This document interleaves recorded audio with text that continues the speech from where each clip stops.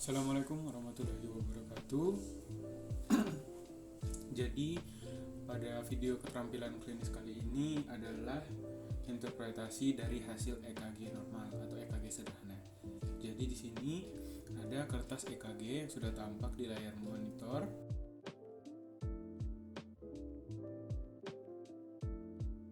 Jadi di sini kita harus menilai atau menginterpretasikan tentang kertas ini. Jadi untuk pertamanya kita dapat menilai irama pada kertas EKG tersebut. Bagaimana cara menentukan iramanya? Caranya adalah kita melihat dari interval P dan P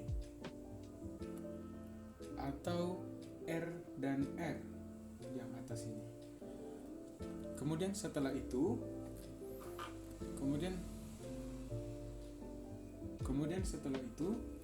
kita akan menilai apakah iramanya teratur ataukah tidak.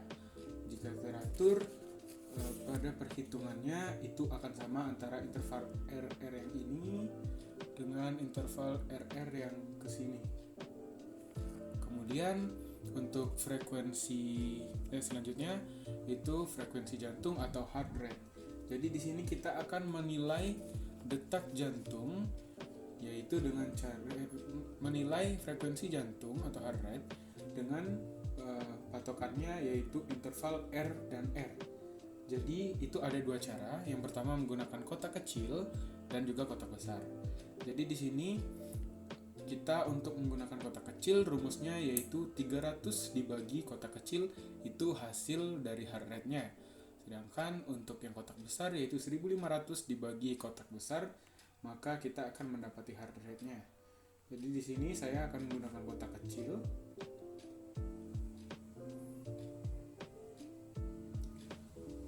Jadi di sini untuk melihat normal atau tidak, pada umumnya heart rate punya rentang dari 60 sampai 100 kali dalam 1 menit. Kemudian kita akan menilai aksis pada jantung pasien, yaitu dengan melihat pada lead 1 dengan AVF. Jadi di sini jika gelombang R ke atas maka nilainya positif. Namun jika gelombang R menghadap ke bawah maka nilainya negatif. Dan pada kertas ini kita bisa melihat dia positif, maka hasilnya normal. Apabila lead satunya positif sedangkan AVF-nya negatif maka LED. Dan kemudian sebaliknya apabila negatif dan positif maka hasilnya RAD. Dan jika negatif dan negatif maka hasilnya ekstrim RAD. Kemudian setelah itu kita akan menentukan gelombang P. Jadi di sini gelombang P itu kita harus melihat dia akan selalu diikuti oleh Q, R, dan S. Jadi di sini itu akan melihat apakah gelombang P-nya normal. Setelah itu gelombang P ini akan selalu positif di lead 2 dan dia akan negatif di AVR. Kemudian setelah itu kita akan melakukan interpretasi pada PR interval. Jadi di sini kita harus melihat PR interval itu mulai dari gelombang P sampai ke puncak. Di situ kita akan menilai apakah normal atau tidak dengan cara menghitung kotak kecil, yaitu dalam normal kisaran 3 sampai 5 kotak kecil atau 0,12 sampai 0,12 sampai 0,20 detik. Kemudian di sini setelah interval PR kita akan menilai kompleks QRS. Di sini kompleks QRS tersebut diawali dari sini ke yang tinggi lalu rendah.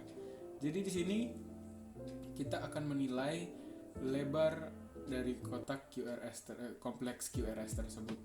Normalnya kompleks QRS mulai dari 1,5 sampai 3 kotak kecil. Apabila kurang ataupun lebih, maka terjadi sesuatu. Kemudian di sini setelah kompleks QRS, kita akan menilai ST-nya. Jadi di sini untuk interval ST kita akan melihat apakah dia ada di garis tersebut,